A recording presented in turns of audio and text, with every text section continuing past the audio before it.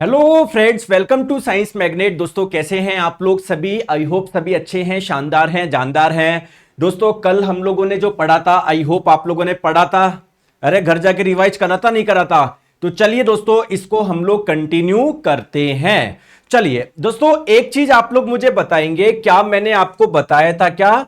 Lungs से heart के बीच में जो ब्लड का सर्कुलेशन हो रहा है, चाहे वो लंग्स से हार्ट में आ रहा हो या हार्ट से लंग में आ रहा हो, ऐसे सर्कुलेशन को क्या बोलते हैं बताओ? पुल्मोनरी सर्कुलेशन, फुसफुसीय परिसंचरण।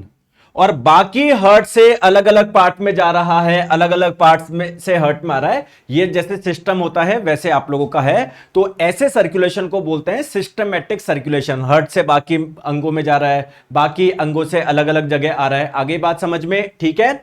तो देखिए दोस्तों, सर्कुलेशन दो टाइप का होता है। एक पुल्मोनरी सर्कुलेशन, फुसफुसीय परिसंचरण। क्या होता है पुल्मोनरी सर्कुलेशन? लंग्स और हार्ट के बीच में होने वाला सर्कुलेशन। ये बात मैं आप लोगों को बता चुका हूं, यही बात आपके यहां पर लिखी हुई है। और सिस्टमैटिक सर्कुलेशन आप लोग किसको बोलोगे? हार्ट से बॉडी के अलग अलग पार्ट में ब्लड का जाना और ब्लड के अलग अलग पार्ट से हार्ट में आना। आ गई बात समझ में? क्लियर है क्या? चले आगे। ठीक है, ठीक है। चलो अब दोस्तों बात करते हैं हार्ट के बारे में, कुछ इंपॉर्टेंट फैक्ट। ठीक है, चलिए। जैसे आप लोग मुझे एक चीज बताएंगे, अगर मैं आपको बोलूं दोस्तों, जैसे हार्ट से बॉडी के अलग अलग पार्ट में ये ऑक्सीजन वाला ब्लड जाएगा ना, लीवर में भी जाएगा, किडनी में भी जाएगा। तो लीवर के पास में जो ब्लड जा रहा है, जिस आर्टरी से जा रहा है, उस आर्टरी का नाम मैंने बताया था, आपको ध्यान हो तो बताओ क्या था? हेपेटिक आर्टरी यानी हेपेटिक धमनी। बोलो, बताया था क्या? दोस्तों किडनी के पास में जो आपका ऑक्सीजन वाला ब्लड जिस आर्टरी से जाएगा, जिस धमनी से जाएगा, उसका नाम मैंने बताया था क्या? क्या नाम बताया था? रेनल आर्टरी यानी रेनल धमनी। तो दोस्तों आर्टरी आपकी अलग अलग टाइप की होती है। अगर मैं आप लोगों से पूछूं कौन सी आर्टरी सबसे बड़ी है, तो क्या इसका आंसर बता सकते हो क्या? सबसे बड़ी आर्टरी। या मैं आपको बोलूं, जब इनसे ब्लड बाहर निकलता है, जिस नली से निकलता है उसे बोलते हैं वेन यानी शिरा।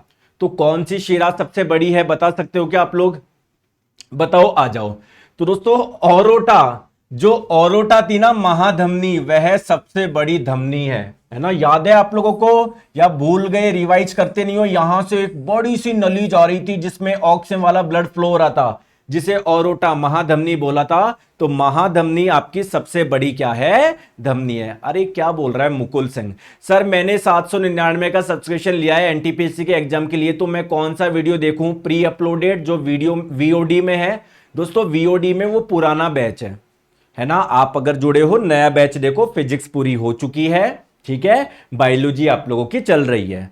ठीक है, आगे बात समझ में? ठीक है। हाँ बेटा अखिलेश कुमार जी, सुन लिया, अब इधर पढ़ लो, आ जाओ। ठीक है। अगर मैं आपको बोलूं दोस्तों सबसे बड़ी वेन यानी शिरा कौन सी है, तो दोस्तों आप लोगों को पता है यहां से एक शिरा आ रही थी, इसका नाम था इंफीरियर वेना कावा। हिंदी में आपने इसको क्या बोला था? निम्न महाशिरा। और दोस्तों ऊपर से एक आ रही थी जिसे बोला था सुपीरियर वेना कावा। हिंदी में क्या बोलते हैं? ऊर्ध्व महाशिरा। तो ये दोनों शिरा क्या है? सबसे बड़ी शिरा है, लार्जेस्ट वेन है। अगर आप पूछेंगे कि सर इसमें से और इसमें से सबसे बड़ी कौन सी है, इन दोनों में से भी बड़ी कौन सी? निम्न महाशिरा इंफीरियर वेना कावा सबसे बड़ी है। आगे बात समझ में क्लियर है क्या? ठीक है, आ जाओ। चलो अब बात करते हैं दोस्तों, हमारे हार्ट में कितने चैम्बर होते हैं जरा बताएंगे? 4 होते हैं। जैसे दोस्तों हम क्या है, एक प्रकार के एनिमल है, तो जितने भी एनिमल है क्या सभी के हार्ट में 4 चैम्बर होते हैं क्या? क्लियर? अरे बेटा नीरज यादव पढ़ लो, सर फिजिक्स के हैंड रिटन नोट दे दो। हाँ तो दे दो ना मुझे। आप नीरज यादव पढ़ के जो आपने बनाए वो नोट्स मुझे दे दो, मैं बच्चों को डाल दूंगा। मेहनत तो होती नहीं है तुमसे, पीडीएफ डाल तो रखिए, और क्या चाहिए तुम्हें? बेवकूफ। और ऐसा लेगा सिलेक्शन ये नीरज यादव नाम का लड़का, मेरे को ये दे दो, मुझे वो दे दो। पढ़ाई वढ़ाई तुमसे होती नहीं है, सब फ्री में चाहिए तुमको, मेहनत होती नहीं है। सोच रहे कि यार मैंने तो 799 रुपए दे दिया, अब तो मेरा सिलेक्शन हो जाएगा। नहीं होगा भाई साहब, सिलेक्शन पढ़ने से ही होगा और किसी चीज से नहीं होता। अगर आपको लगता है कि मैंने कहीं पर 5,000 रुपए का कोर्स खरीद लिया, मेरा सिलेक्शन हो जाएगा, नहीं होगा। या आपको कोई कहीं लगता है कि भाई मैंने किसी कोचिंग में चला गया, 20,000 रुपए मैंने फीस दी है, उससे हो जाएगा सिलेक्शन, नहीं होगा, नहीं होगा, नहीं होगा, नहीं होगा। जब तक पढ़ाई नहीं करोगे नहीं होगा। आ जाओ दोस्तों, क्या जितने भी एनिमल्स हैं क्या सबके हार्ट में 4 चैम्बर होते हैं क्या? नहीं दोस्तों, कोई कोई एनिमल्स ऐसे होते हैं जिनके हार्ट में 2 चैम्बर होते हैं, कोई कोई एनिमल ऐसे होते हैं उनके हार्ट में 3 चैम्बर होते हैं, कोई कोई एनिमल ऐसे होते हैं, जैसे हम भी ऐसे एनिमल है जिनके हार्ट में 4 चैम्बर है। तो बताएंगे सर किनके हार्ट में 2 चैम्बर होते हैं? आपसे अगर एग्जाम में पूछा जाए बताओ, 4 ऑप्शन दे दे, बताओ बताओ किसके हृदय में 2 कक्ष होते हैं? तो दोस्तों एक एग्जाम्पल ध्यान रखना है, फिश, जो मछली होती है ना, इनके हृदय में 2 चैम्बर होते हैं। तो सर 2 चैम्बर में कितने ऑरिकल होते हैं, कितने वेंट्रिकल होते हैं? एक ऑरिकल यानी एक आलिंद होता है और एक निलय होता है, ठीक है। तो एक आलिंद होता है और एक निलय होता है, ध्यान रखिएगा, ठीक है। चलिए दोस्तों बात करी जाए कौन से ऐसे एनिमल है जिनके हार्ट में 3 चैम्बर है। दोस्तों जितने भी एम्फीबियंस होते हैं ना, उभयचर होते हैं, उनके सबके हृदय में 3 चैम्बर होते हैं। सर उभयचर किसको बोलते हैं? जो पानी में भी रह ले, जमीन पे भी रह ले, जैसे मेंढक। तो एक एग्जांपल ध्यान रखना, मेंढक जो होता है उसके हार्ट में 3 चैम्बर होते हैं। अगर पूछा जाए कितने ऑरिकल होते हैं, कितने वेंट्रिकल होते हैं, दोस्तों 2 तो ऑरिकल होते हैं, 2 आलिंद होते हैं और एक निलय होता है, ठीक है। चलिए, और कौन है जिसके हार्ट में 3 चैम्बर होते हैं? कोई बता सकते हैं क्या? बता सकते हैं? दोस्तों जितने भी रेप्टाइल्स होते हैं ना, जितने भी सरीसृप होते हैं, उनके हार्ट में भी 3 चैम्बर होते हैं, ठीक है। अब आपके मन में क्वेश्चन आएगा, सर रेप्टाइल यानी सरीसृप किसको बोलते हैं? जो रैंग रैंग के चलते हैं, जैसे दोस्तों सांप, स्नेक इसका एग्जाम्पल हो जाएगा। दोस्तों टर्टल, कछुआ इसका एग्जाम्पल हो जाएगा। दोस्तों छिपकली इसका एग्जाम्पल हो जाएगा। तो जो रेप्टाइल होते हैं सरीसृप, उनके हार्ट में भी 3 चैम्बर होते हैं। दोस्तों कोई एक्सेप्शन है क्या, कोई अपवाद है क्या? बिल्कुल दोस्तों, 2 अपवाद ध्यान रखिएगा, 2 अपवाद। एक तो क्रोकोडाइल, क्रोकोडाइल यानी मगरमच्छ। मगरमच्छ क्या है? ये एक रेप्टाइल है, ये एक सरीसृप है, लेकिन इसके हार्ट में 3 नहीं 4 चैम्बर होते हैं। दोस्तों एक एग्जांपल ध्यान रखना, एलिगेटर, घड़ियाल, ये भी आप लोगों का क्या होता है? रेप्टाइल होता है, सरीसृप होता है, लेकिन इसके हार्ट में 3 नहीं 4 चैम्बर होता है। आगे बात समझ में क्लियर है क्या? चले आगे, ठीक है, आ जाओ। चलिए अब बात करते हैं दोस्तों, किसके हार्ट में 4 चैम्बर होते हैं? बताओ। तो क्या ह्यूमंस इसका एग्जाम्पल हो जाएंगे क्या? बिल्कुल सर हो जाएंगे।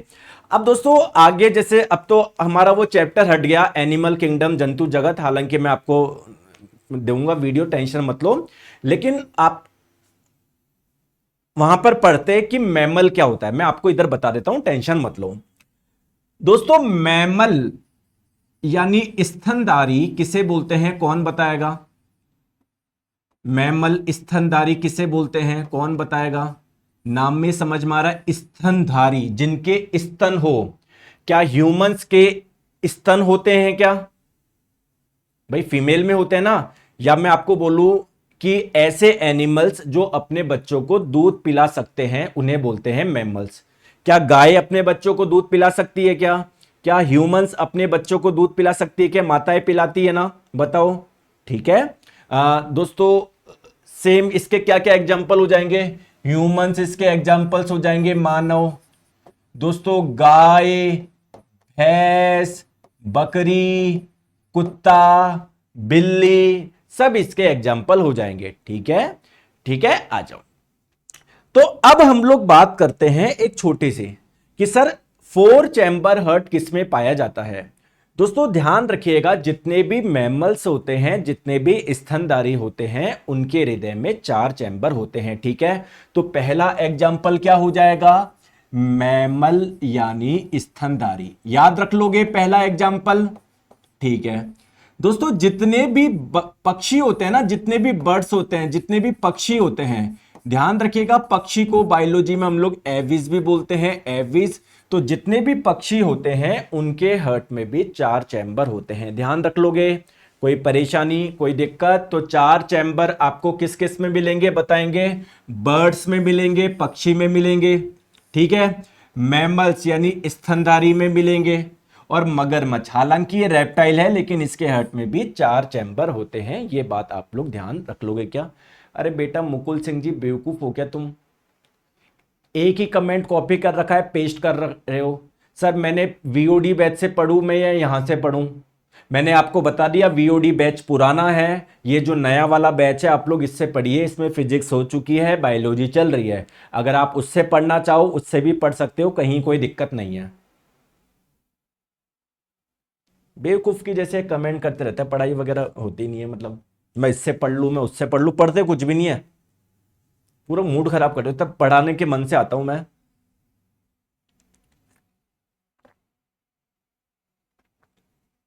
पूरे मूड खराब कर देते हो फालतू के क्वेश्चन पूछ पूछ के। सर फिजिक्स के क्वेश्चन नहीं बन रहे तो अब क्या करूं अखिलेश जी? आप बताओ, फिजिक्स के क्वेश्चन आपसे नहीं बन रहे तो मैं क्या करूं? एक बार वापस पढ़ा दूं क्या पूरी है?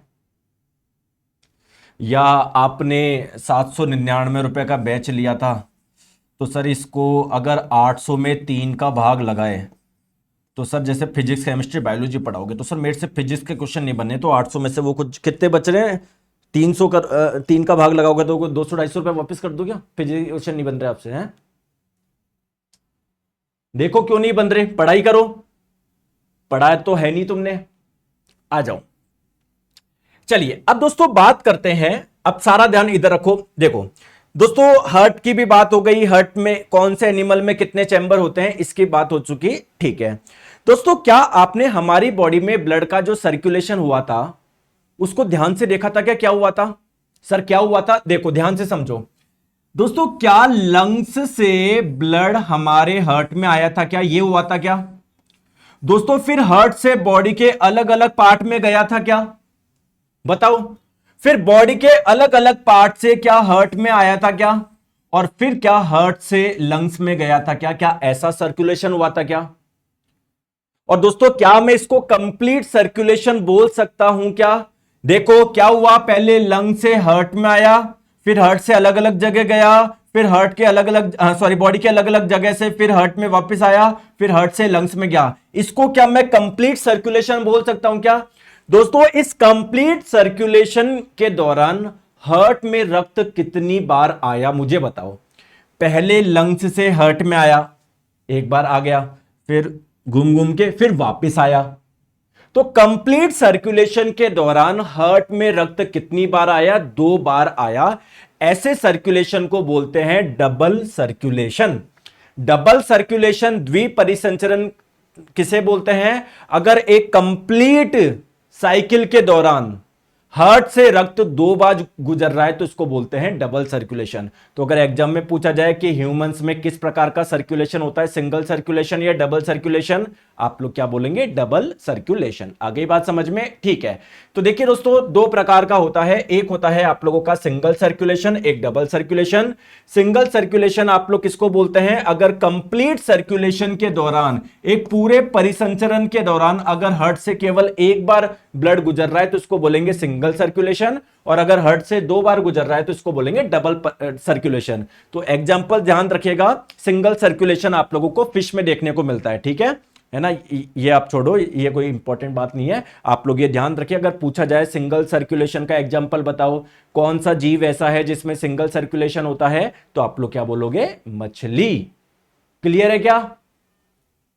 और दोस्तों अगर डबल सर्कुलेशन का अगर पूछा जाए तो दोस्तों ध्यान रखना, ह्यूमंस, पक्षी, एम्फीबियंस हो गए, उभयचर हो गए, मैमल्स हो गए, स्तनधारी हो गए, सब इसके एग्जांपल है। केवल मछलियों में क्या होता है? सिंगल सर्कुलेशन होता है। आ गई बात समझ में? चलिए दोस्तों इसका आंसर बताना, थोड़ा सा घुमा के पूछा गया ग्रुप डी में।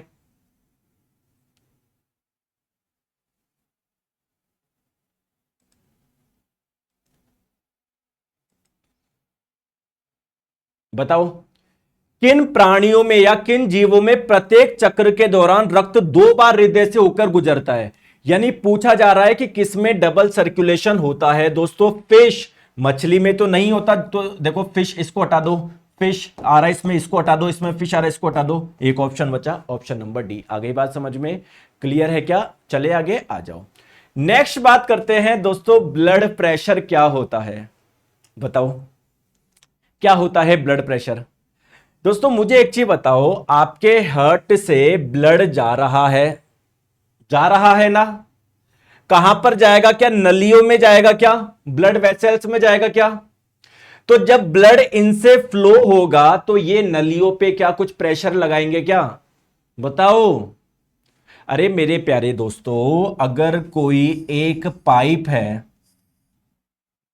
अगर उसमें पानी फ्लो होगा तो ये जो पानी अगर फ्लो हो रहा है तो इसका कोई ना कोई प्रेशर होगा, और क्या वो प्रेशर इस दीवारों पे लगाएगा क्या? या सब छोड़ो, चलो आप तो मुझे ये बताओ कि यार कोई एक पाइप है, ठीक है दोस्तों, ये पाइप में पानी फ्लो हो रहा है, तो क्या ये पानी इस पाइप पे कुछ फोर्स लगाएगा क्या, बल लगाएगा क्या? मुझे ये बता दो। और फिजिक्स में आपने पढ़ा है प्रेशर होता है फोर्स अपॉन एरिया, तो फोर्स लगा रहा है, कहीं ना कहीं मैं बोल सकता हूं प्रेशर लगा रहा है। बोलो। तो ब्लड प्रेशर होता क्या है? रक्त दाब होता क्या है? बताओ। तो बेसिकली किसी वाहिका का मतलब क्या है? नली। तो किसी नली की दीवार पर जो बल लगता है उसे रक्तचाप कहते हैं, रक्त दाब कहते हैं। बल बोल दो या प्रेशर बोल दो, आगे बात समझ में। अब क्वेश्चन ये है, रक्त दाब कहां पर ज्यादा होगा? आर्टरी में ज्यादा होगा, धमनी में ज्यादा होगा, या शिरा में ज्यादा होगा? बताओ मुझे, बताओ ज्यादा कहां पर होगा? देखो दोस्तों, देखो हार्ट ने अभी क्या करा? ब्लड पंप करा, ब्लड का प्रेशर बढ़ाया है जिससे ब्लड सब जगह पहुंच जाए। तो यहां से अभी जो जा रहा है आर्टरी में जा रहा है, यहां पर क्या होता है? ब्लड का प्रेशर ज्यादा होता है। तो आर्टरी यानी धमनी में ब्लड प्रेशर, रक्त दाब ज्यादा होता है, और वेन शिराओं में ब्लड प्रेशर कम होता है। आगे बात समझ में? ठीक है। अब दोस्तों आपने कभी सुना, कभी आपने अपना ब्लड प्रेशर मेजर करवाया है? करवाए। बहुत जने तो ऐसे भी होंगे जिनके घर में ही ब्लड प्रेशर को मापने की मशीन होगी। तो जब आप भी कभी भी ब्लड प्रेशर आपने मेजर किया है, पिताजी का, माताजी का या खुद का, तो 2 नंबर आपको मिलेंगे। ऐसे डॉक्टर बोलता है आपका ब्लड प्रेशर इतना है, 130/60, या मान लो 120/90, ऐसे बोलेगा। नॉर्मल व्यक्ति का ब्लड प्रेशर होता है 120/80। तो जब भी ब्लड प्रेशर आप लोग मेजर करोगे ना, आप लोगों को 2 संख्याएं मिलेगी। तो बेसिकली ब्लड प्रेशर जो होता है ना, इसमें 2 पार्ट होते हैं। एक को कहते हैं सिस्टोलिक प्रेशर, यानी सिस्टोलिक दाब। आ गई बात समझ में? आ गई बात समझ में? और एक होता है आप लोगों का डायस्टोलिक प्रेशर, है ना। डायस्टोलिक को हम लोग इसको चलो मैं लिख देता हूं, इसको संकुचन दाब भी बोलते हैं, संकुचन दाब। क्लियर? और इसे हम लोग शिथिलन दाब भी बोलते हैं, शिथिलन दाब भी बोलते हैं। अब क्या है मैं आपको समझाता हूं, टेंशन मत लो।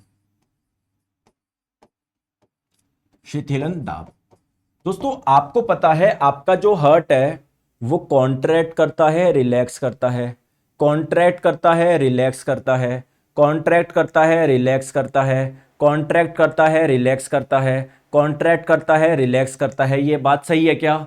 मैं बोल सकता हूं आपके हार्ट में संकुचन होता है और शिथिलन होता है, संकुचन होता है, शिथिलन होता है, संकुचन होता है, शिथिलन होता है। तो संकुचन के लिए जो वर्ड इस्तेमाल करते हैं वो करते हैं सिस्टोल, सिस्टोल, संकुचन, ठीक है। और दोस्तों जो आप लोगों का रिलैक्स करता है उसके लिए जो वर्ड इस्तेमाल करते हैं वो करते हैं डायस्टोल। क्या करते हैं? डायस्टोल करते हैं। आगे बात समझ में? शिथिलन के लिए।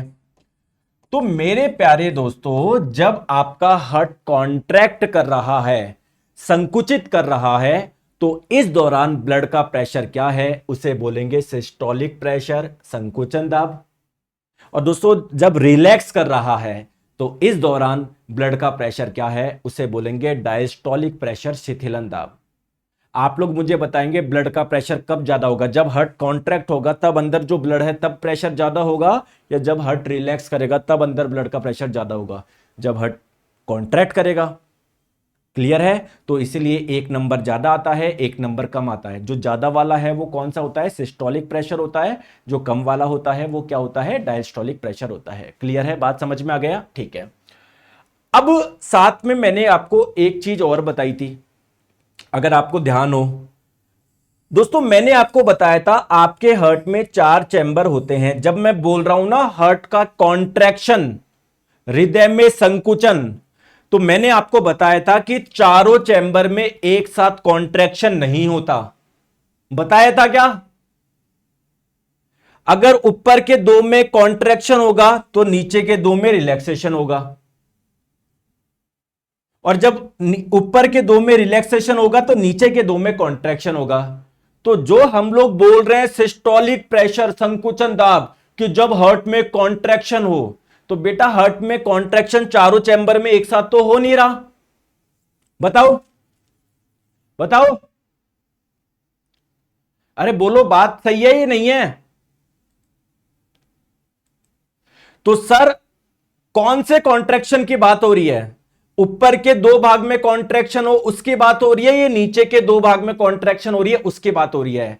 तो दोस्तों ध्यान रखो, जब भी हम लोग कॉन्ट्रैक्शन और रिलैक्सेशन बोलेंगे ना, हमेशा किसको, किसके संदर्भ में बोलते हैं, किसके रेफरेंस में बोलते हैं? नीचे के दो चैम्बर, वेंट्रिकल, निलय के बारे में बोलते हैं। तो दोस्तों सिस्टोलिक प्रेशर क्या होगा? जब वेंट्रिकल निलय में संकुचन होता है तब ब्लड का प्रेशर जो होता है उसे बोलेंगे सिस्टोलिक प्रेशर। और डायस्टोलिक प्रेशर, शिथिलन दाब, क्या होगा? जब आपके वेंट्रिकल यानी निलय में रिलैक्सेशन होगा तब ब्लड का प्रेशर जो होता है उसे बोलते हैं डायस्टोलिक प्रेशर। चुन्नू मुन्नू भैया जी सुन लिया? तो देखो दोस्तों, सिस्टोलिक प्रेशर क्या होता है? जब वेंट्रिकुलर सिस्टोल होता है, यानी जब आपके वेंट्रिकल में संकुचन होता है, जब निलय में संकुचन होता है, तो इस दौरान ब्लड का जो प्रेशर होता है उसे आप लोग क्या बोलते हैं? सिस्टोलिक प्रेशर या सिस्टोलिक दाब। और जब जब जब आपके वेंट्रिकल यानी निलय में जब आप लोगों का रिलैक्सेशन होता है, ठीक है, शिथिलन होता है, तो इस दौरान जो ब्लड का प्रेशर होता है उसे आप लोग क्या बोलेंगे? डायस्टोलिक प्रेशर या डायस्टोलिक दाब। आ गई बात समझ में? या शिथिलन दाब। और दोस्तों ध्यान रखना, हमेशा ब्लड का जो प्रेशर होता है ना वो आर्टरी में ही मेजर करते हैं, धमनी में ही मेजर करते हैं। तो दोस्तों आपके जब निलय में कॉन्ट्रैक्शन जब हुआ तो उस दौरान आर्टरी में ब्लड का प्रेशर कितना था? धमनियों में। और जब ये आप लोगों का इसमें शिथिलन हुआ तब आर्टरी में या तब धमनी में ब्लड का प्रेशर क्या था? उसे बोलेंगे डायस्टोलिक प्रेशर। आ गई बात समझ में? ठीक है, ठीक है। अब बताओ इसका आंसर। सिस्टोलिक रक्तदाब, मैंने बताया ब्लड प्रेशर दो टाइप का होता है, एक तो सिस्टोलिक और एक डायस्टोलिक। तो सिस्टोलिक ब्लड प्रेशर धमनियों की दीवारों पर रक्त द्वारा किस चरण के दौरान डाला गया दाब है? तो सिस्टोलिक ब्लड प्रेशर क्या है? ऐसे याद रखो, संकुचन और शिथिलन जब भी आप लोगों को बोला जाए किसका देखना है आपको? वेंट्रिकल यानी निलय का देखना है। क्लियर है? क्लियर है? क्लियर है? तो सिस्टोलिक ब्लड प्रेशर का मतलब जब वेंट्रिकल, जब निलय में संकुचन हो, तो जब वेंट्रिकल में रिलैक्सेशन, कॉन्ट्रैक्शन हो, संकुचन हो, तो उस दौरान आर्टरी में ब्लड का प्रेशर क्या है? उसे हम लोग बोलते हैं सिस्टोलिक ब्लड प्रेशर। दोस्तों आ गई बात समझ में? आज तक बस रटते रहते थे 120/80, 140/90, बस रटते रहते हो। क्लियर है क्या? बताओ इसका आंसर, बताओ बताओ। ग्रुप डी 2022 का क्वेश्चन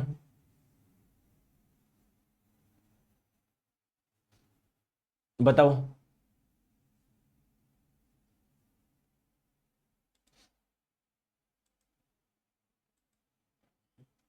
मानव हृदय में डायस्टोल, तो दोस्तों सिस्टोल का मतलब संकुचन, डायस्टोल का मतलब शिथिलन। और किसका देखना है? नीचे के वेंट्रिकल का देखना है, निलय का देखना है।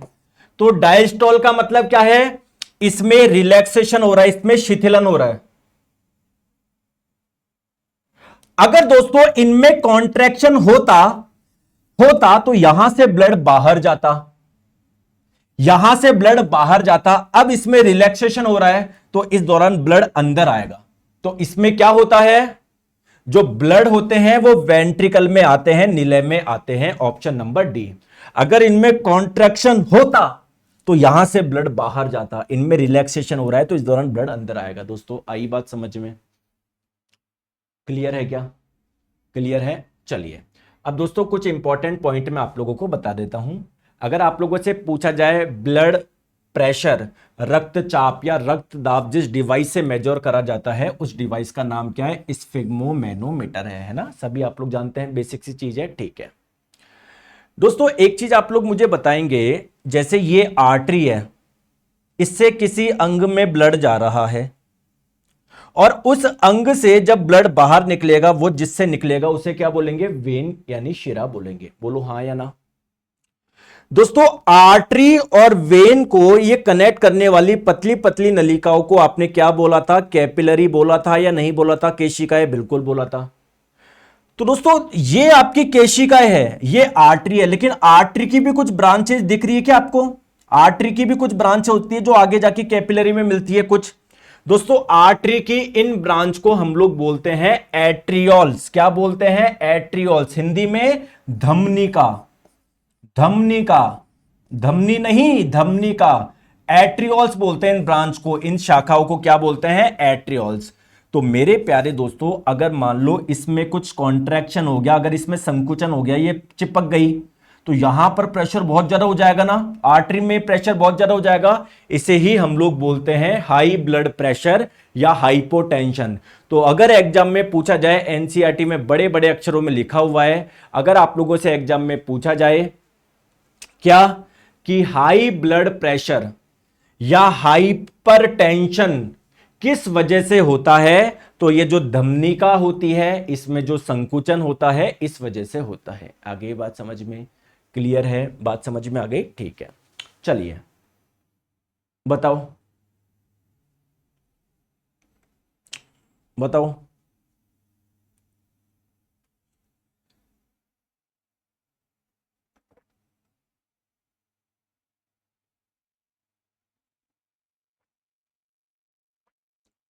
बताओ। हाई ब्लड प्रेशर को हाइपरटेंशन भी कहा जाता है। क्यों होता है वो?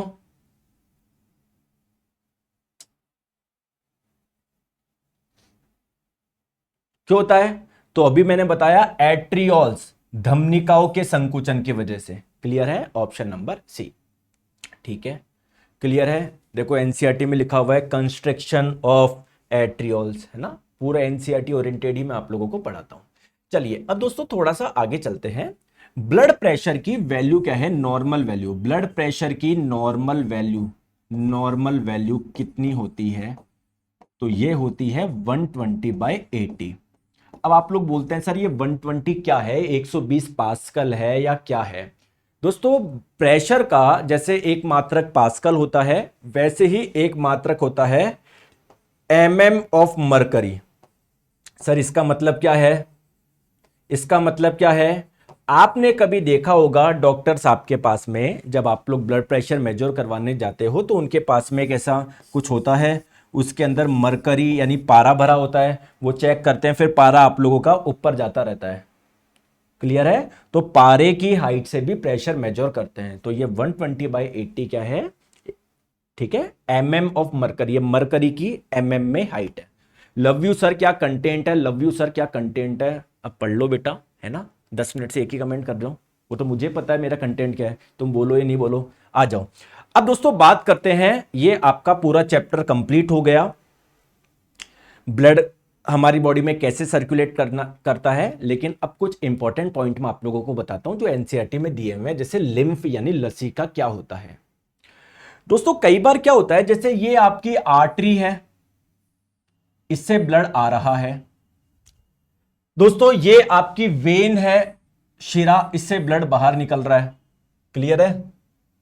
और दोस्तों अंदर क्या छोटी छोटी नलिकाएं है क्या, और इन नलिकाओं को क्या बोलते हैं आपको पता है? कैपिलरी यानी केशिकाएं बोलते हैं।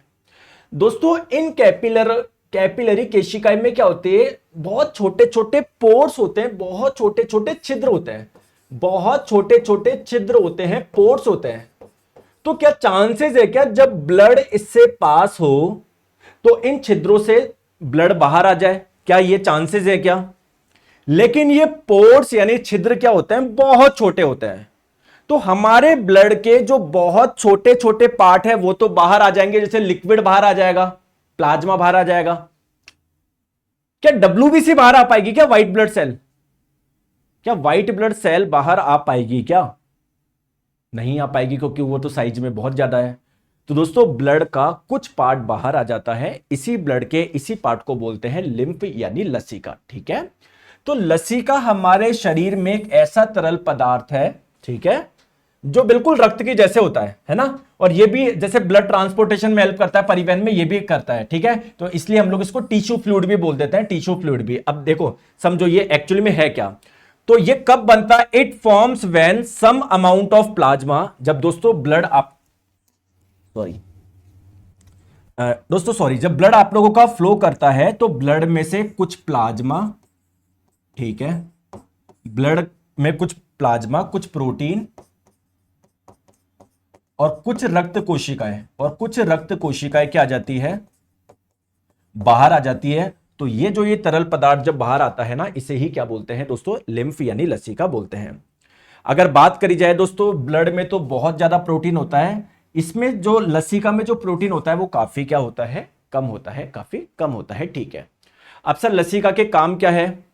तो जैसा कि मैंने बताया ये भी ट्रांसपोर्टेशन में हेल्प करता है, परिवहन में हेल्प करता है। किस किस का करता है दोस्तों? जो आंत से जो आपका वसा आया था ना, फैट का जब डाइजेशन हुआ था, वसा का जब पाचन हुआ था, तो स्मॉल इंटेस्टाइन में ये एब्जॉर्ब हो जाता है, ब्लड में चला जाता है। तो बेसिकली ये क्या करता है, वसा के ट्रांसपोर्टेशन में, परिवहन में हेल्प करता है। क्लियर है? पहला काम क्लियर है? ठीक है, दूसरा क्या है? अब ब्लड का कुछ पार्ट निकल के तो लिम्फ बना है, लसीका बना है, तो आप लोग बोल सकते हो कि जो बेसिकली एक्स्ट्रा ब्लड में कुछ एक्स्ट्रा पार्ट था ना, ये निकल गया लसीका के रूप में। ठीक है, आगे बात समझ में, ये है छोटा सा लिम्फ यानी लसीका। ठीक है, आ जाओ, क्लियर है? ठीक है, अब दोस्तों मैंने जो आप लोगों को पढ़ाया है वो काम हो गया ग्रुप डी वाले बच्चों का, एएलपी का, टेक्नीशियन का, जेई का, सबका काम हो गया। एनसीईआरटी में इतना ही दिया हुआ है। लेकिन मैं अब कुछ और चीजें आप लोगों को बता रहा हूं, जो बच्चे एनटीपीसी का एग्जाम दे रहे हैं केवल वो ही देखें। हालांकि छोटा सा पार्ट है, पढ़ लो। ठीक है, ठीक है, जो बच्चे एनटीपीसी का एग्जाम दे रहे हैं, आरपीएफ का एग्जाम दे रहे हैं, उनके लिए ये। जो ALP, group D, technician, JE का एग्जाम दे रहे हैं उनके लिए नहीं है, क्योंकि एनसीईआरटी में नहीं है। लेकिन फिर भी आप लोग पढ़ लो दोस्तों। क्लियर? छोटा सा पार्ट है, एक डेली लाइफ की चीज है ये। ठीक है, आ जाओ। चलो अब दोस्तों बात करते हैं कार्डियक साइकिल क्या होता है। सर कार्डियक साइकिल क्या होता है, मेरी बात को आप लोग ध्यान से समझो। दोस्तों मैं बोल रहा हूं ना कि हमारे हार्ट में कॉन्ट्रैक्शन हो रहा है, रिलैक्सेशन हो रहा है, कॉन्ट्रैक्शन, तो क्या ये साइकिल चलती रहेगी क्या? बोलो हां या ना। क्या ये साइकिल चलती रहेगी क्या? बोलो हां या ना। चलती रहेगी। अब दोस्तों एक्चुअली में होता क्या है, एक साइकिल में समझते हैं। जैसे आपने बोला कॉन्ट्रैक्शन प्लस रिलैक्सेशन, ये एक साइकिल पूरी हो गई। फिर कॉन्ट्रैक्शन रिलैक्सेशन, ये दूसरी साइकिल पूरी हो गई। लेकिन दोस्तों आप लोग समझ रहे हो ना, कॉन्ट्रैक्शन रिलैक्सेशन एक्चुअल में होता क्या है एक साइकिल में, आइए हम लोग समझते हैं। इसी को बोलते हैं कार्डियक साइकिल। तो कार्डियक साइकिल बेसिकली क्या है, एक घटनाओं का क्रम है। जो ये कॉन्ट्रैक्शन रिलैक्सेशन, ये अलग अलग घटनाएं हो रही है ना, ये एक सीक्वेंस में होती है और एक साइकिल बनाती है, फिर वो रिपीट होती है। तो एक्चुअली में एक साइकिल में होता क्या है मैं बताता हूं। एक साइकिल पूरा होने में लगता है 0.8 सेकेंड। तो सर होता क्या है इस साइकिल में? देखो सबसे पहले होता है जो आपके हार्ट के ऊपर के जो दो ऑरिकल है, आलिंद है, उसमें होता है संकुचन। इसको बोलते हैं एट्रियल सिस्टोल के नाम से भी बोलते हैं। तो आलिंद संकुचन। तो सबसे पहले क्या होता है, आलिंद का संकुचन होता है। ठीक है, जब ये कॉन्ट्रैक्ट करते हैं ना, इसमें केवल 0.1 सेकेंड का समय लगता है। तो दोस्तों जब ये कॉन्ट्रैक्ट करेंगे तो इनसे ब्लड कहां पर आ जाएगा, वेंट्रिकल में आ जाएगा, निलय में आ जाएगा। तो अगर एग्जाम में पूछ लिया जाए आलिंद संकुचन एट्रियल सिस्टोल के दौरान क्या होता है, रक्त आपका निलय में आता है। ठीक है, इसके बाद में क्या होता है दोस्तों, फिर ये जो नीचे के दो वेंट्रिकल है निलय, इनमें संकुचन होता है। तो निलय में संकुचन होता है। क्लियर? अगर आप लोगों से पूछा जाए कि निलय के संकुचन में कितना समय लगता है, 0.3 सेकंड लगता है। और दोस्तों जब निलय में संकुचन होगा तो क्या होगा, जैसे जब इसमें संकुचन होगा तो इससे ब्लड औरोटा में चला जाएगा, महाधमनी में चला जाएगा, जिससे बॉडी के अलग अलग पार्ट में आ जाएगा। और जब इसमें संकुचन होगा तो ब्लड कहां पर जा रहा था, लंग्स में जा रहा था। तो इस दौरान क्या होता है, रक्त आपके फेफड़े में जाता है और शरीर के अलग भाग में जाता है। क्लियर है? फिर दोस्तों लास्ट है आपका कंप्लीट डायस्टॉल। कंप्लीट डायस्टॉल का मतलब क्या है, सारे चैम्बर में क्या होगा, रिलैक्सेशन होगा, जिसकी वजह से चारों चैम्बर अगर खुलेंगे, रिलैक्सेशन अगर होंगे, तो इस दौरान क्या होगा, ब्लड इनके अंदर आएगा। और दोस्तों इस प्रक्रिया में लगता है 0.4 सेकंड। तो गिन के देख लो, 0.1 प्लस 0.3 प्लस 0.4, क्या 0.8 सेकंड हो रहा है क्या? तो दोस्तों फिर ये साइकिल रिपीट होगी, फिर ये साइकिल रिपीट होगी, फिर ये साइकिल रिपीट होगी। तो 1 मिनट में टोटल कितनी साइकिल हो सकती है? एक साइकिल को पूरा करने में 0.8 सेकंड लग रहे हैं, तो मुझे बताओ एक साइकिल को पूरा करने में 0.8 सेकंड लग रहा है, तो 1 मिनट यानी 60 सेकंड में टोटल कितनी साइकिल्स हो सकती है? 72 साइकिल्स हो सकती है, पूरी 72 साइकिल हो सकती है। आगे बात समझ में क्लियर है?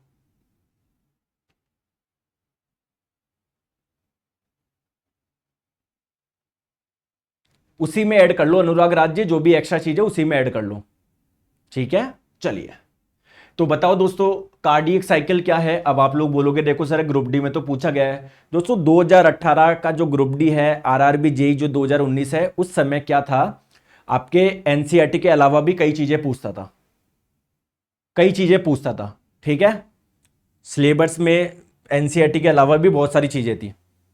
अब 2022 से 2019 से आप देखोगे, ये जो ग्रुप डी 2019 का जो था, मतलब एक्चुअली 2019 की भर्ती थी, हुआ 2022 से था।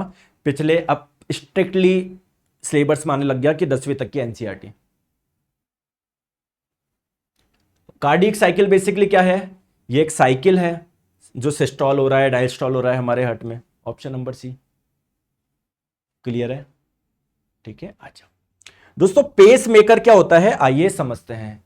पेस मेकर, पेस का मतलब क्या होता है, गति, मेकर का मतलब बनाने वाला। दोस्तों अच्छा मैं आपको बोलूं कि यार आपका जो हार्ट है ना, उसको जल्दी जल्दी कॉन्ट्रैक्ट कराओ, रिलैक्स कराओ, कॉन्ट्रैक्ट कराओ, रिलैक्स कराओ, कॉन्ट्रैक्ट कराओ, रिलैक्स कराओ, कॉन्ट्रैक्ट कराओ, रिलैक्स कराओ, क्या ये आपके हाथ में है क्या?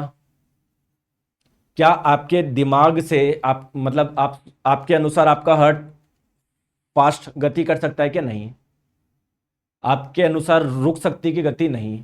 तो बेसिकली आपके हार्ट की गति को कोई और ही कंट्रोल कर रहा है। आपके हार्ट का पेस मेकर कोई और ही है, वो कौन है आइए हम लोग समझते हैं। दोस्तों ये हमारा हार्ट है ना, ये हमारे हार्ट में 4 चैम्बर होते हैं, ये बात आपको अच्छे से पता है, और इसे बोलते हैं राइट ऑरिकल, दाएं आलिंद, आपको पता है। दोस्तों एक्चुअली में हमारे दाएं निलय में कोशिकाओं का एक समूह होता है, विशेष कोशिकाओं का एक समूह होता है। इसे आप लोग ऐसे नोड भी बोलते हैं, साइनोएट्रियल नोड भी बोलते हैं, है ना। यहां पर होता है आपका, यहां पर होता है इस जगह। तो यहीं से क्या होते हैं, मैसेज जनरेट होते हैं, मैसेज जनरेट होते हैं, जिसकी वजह से आप लोगों का हार्ट बीट करता है, आपके हृदय में गति होती है। तो इसीलिए हम लोग इसे पेस मेकर के नाम से भी जानते हैं, नेचुरल पेस मेकर। ये आपने नहीं लगाया, ठीक है। तो दोस्तों ध्यान रखिएगा, ये कहां पर होता है, राइट ऑरिकल में होता है, दाएं आप लोगों के आलिंद में होता है, ठीक है। ठीक है, इसकी वजह से क्या होता है, आपका हार्ट कॉन्ट्रैक्ट करता है, रिलैक्स करता है, बस इतना सा आप लोग ध्यान रखो। और दोस्तों इसीलिए हम लोग इसे नेचुरल पेस मेकर भी बोलते हैं। दोस्तों कई बार क्या होता है, किसी किसी व्यक्ति के हार्ट में ये जो यहां की जो कोशिकाएं होती है ना, वो अच्छे से काम नहीं कर पाती, तो फिर उनको क्या लगाना पड़ता है, बैटरी लगानी पड़ती है, पेस मेकर अलग से लगवाना पड़ता है। एक बैटरी होती है, ये हड्डी होती है, हड्डी के नीचे लगती है वो। क्लियर है क्या? ठीक है, ठीक है, ठीक है। दोस्तों जैसे आप लोगों को मैंने बताया पेसमेकर क्या होता है, वैसे ही समझ लो पुरकिंजे फाइबर क्या होता है। पुरकिंजे फाइबर, पुरकिंजे फाइबर।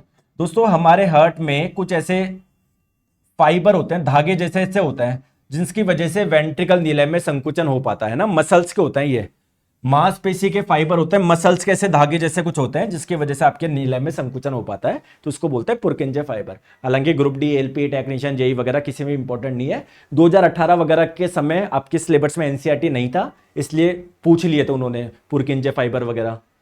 ठीक है, थोड़ा सा चले आगे। सर हार्ट अटैक क्यों आता है, लाना है क्या मोनू जी आपको? आपके अगर रक्त नलिकाओं में कुछ जमा हो जाए तो क्या रक्त आपका फ्लो हो पाएगा, क्या नहीं हो पाएगा? हार्ट और जोर लगाएगा, और जोर लगाएगा, और जोर लगाएगा, हार्ट का काम हो जाएगा। ठीक है, तो ये बाहर की चीजें मत खाया करो। अगर आप चाहते हो हार्ट अटैक नहीं आए तो दोस्तों दो चीजें बहुत महत्वपूर्ण है। ये तेल, घर में थोड़ा सा बारिश हुई, पकोड़े बनाने लग जाते हैं ना, तो मम्मी को भी बोलो, पापा को भी बोलो कि मम्मी पापा कोई बात नहीं, अपन तली हुई चीजें बिल्कुल बंद कर दो, बिल्कुल बंद कर दो। और जो बाहर की होती हो तो बिल्कुल ही बंद कर दो। बाहर के जो समोसे कचौरी आप लोग खाते हो ना, वो पता नहीं कितने बार तेल में से निकलते हैं। जब तक उस तेल का, क्या बोलूं मैं, तेल का वो नहीं बन जाता ना, वो काला सा, जब तक वो यूज करते रहता है वो तो और भी खतरनाक है। ठीक है, तो ये मत खाओ, मैदा वगैरह बिल्कुल कम करो आप। क्लियर है? चलो आ जाओ, आ जाओ। सर हम खाना बना रहे हैं और क्लास भी अच्छी तरह से सुन रहे हैं, बहुत अच्छी बात है पंछी जी, आ जाओ। अब दोस्तों आपने सुना है हार्ट रेट, पल्स रेट, क्या होता है ये हार्ट रेट और पल्स रेट? दोस्तों एक चीज मुझे बताओ, आपका हार्ट कॉन्ट्रैक्ट करता है, रिलैक्स करता है, कॉन्ट्रैक्ट करता है, रिलैक्स करता है? एक्चुअली में हो क्या रहा है, पहले ऊपर के दो कॉन्ट्रैक्ट करते हैं, फिर नीचे के दो रिलैक्स फिर नीचे के दो में कॉन्ट्रैक्शन होता है, और फिर चारों एकदम रिलैक्स हो जाते हैं। तो ये जो एक साइकिल है, इसको एक हार्ट बीट बोल सकते हैं आप। जो कार्डियक साइकिल थी ना, उसको एक हार्ट बीट बोल सकते हैं। तो 1 मिनट में टोटल आपका हार्ट कितनी बार धड़कता है, मतलब कितनी साइकिल्स हो रही है, कार्डियक साइकिल्स, ठीक है, उसे बोलते हैं हार्ट रेट। दोस्तों हार्ट रेट को आप लोग ईसीजी या स्टेथोस्कोप से मेजर कर सकते हो। ठीक है, क्लियर है? ठीक है, अब बात आती है सर पल्स रेट क्या होता है। पल्स रेट क्या होता है, कभी आपने देखा होगा डॉक्टर ऐसे चेक करते हैं, तो देखते हैं आपकी जो आर्टरी होती है, धमनी, उनसे ब्लड कितना गुजर रहा है। जैसे मान लो मैंने, आपकी इधर आर्टरी है, धमनी है, मैंने हाथ लगाया तो दोस्तों ब्लड गुजरा, फिर ब्लड गुजरा, फिर ब्लड गुजरा, फिर ब्लड गुजरा, फिर ब्लड गुजरा, उसको बोलते हैं पल्स रेट, नाड़ी रेट, है ना। कई बार आप कलाई में देख कर, तो कई बार यहां पर देखते हैं कि भाई हार्ट से तो रक्त गुजर गया, लेकिन क्या आप यहां से निकल रहा है या नहीं निकल रहा, उसे बोलते हैं आप लोग पल्स रेट। सिंपल सी चीज है। ठीक है, पल्स रेट। और आप लोग अगर कोई एक हेल्दी व्यक्ति होगा तो हार्ट से रक्त जितना गुजर रहा है उतना ही फिर वहां से भी गुजरना चाहिए, तो नॉर्मल रेट दोनों की सेम होनी चाहिए अगर कोई हेल्दी व्यक्ति है तो। ठीक है, आ जाओ। तो पल्स बीट कैसे चेक करते हो? पल्स रेट हमेशा आर्टरी में चेक करेंगे कि आर्टरी में ब्लड प्रॉपर्ली गुजर रहा है या नहीं गुजर रहा। क्लियर है? आ जाओ। दोस्तों अलग अलग टेस्ट बात कर लेते हैं इससे रिलेटेड। एक है ईसीजी, इलेक्ट्रोकार्डियोग्राम। ठीक है, तो आपका जो हार्ट है उसकी इलेक्ट्रिकल एक्टिविटी चेक करता है। ये इलेक्ट्रिकल एक्टिविटी का मतलब क्या है, जैसा कि मैंने बताया, यहां से आप लोगों का जो नेचुरल पेस मेकर है, यहां से कुछ मैसेज जनरेट करता है, जिसकी वजह से हार्ट आप लोगों का धड़कता है। ठीक है, तो आपका जो ईसीजी होता है वो वही चेक करता है कि आपकी हार्ट में इलेक्ट्रिकल एक्टिविटी प्रॉपर्ली हो पा रही, नहीं हो पा रही। एक होता है दोस्तों इकोकार्डियोग्राफी। ठीक है, तो आप लोगों का जैसे सोनोग्राफी होती है ना, वैसे अल्ट्रासाउंड का यूज करके आपकी हार्ट की फोटो देखी जाती है, आपका हार्ट बिल्कुल सही है ना, बढ़िया। ठीक है, ठीक है। एक होता है दोस्तों ट्रेडमिल टेस्ट।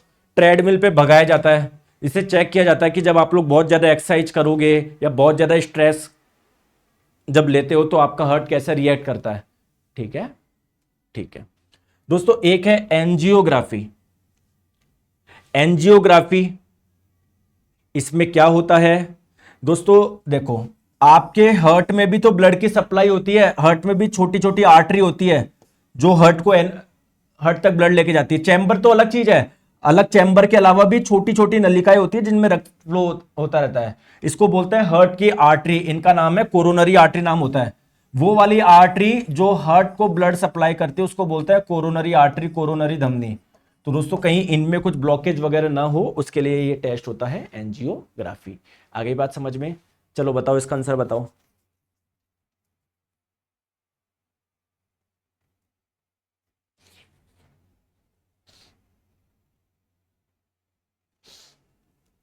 बताओ। हृदय की फोटो खींचने के लिए कौन सा होता है, अभी मैंने बताया आप लोगों को, इलेक्ट्रोकार्डियोग्राफी। ठीक है, इलेक्ट्रोकार्डियोग्राफी। तो दोस्तों ये हो गया चैप्टर आप लोगों का पूरा। ठीक है, आज शाम तक आप लोगों का टेस्ट डल जाएगा। और दोस्तों 2 दिन आप लोग खराब नहीं करेंगे, इस सप्ताह में जो भी आप लोगों ने पढ़ा है उसको रिवाइज करेंगे। ठीक है दोस्तों, थैंक यू सो मच। अच्छे से पढ़ो, रिवाइज करो, सिलेक्शन लो, मिठाई खिलाओ। Bye bye, take care.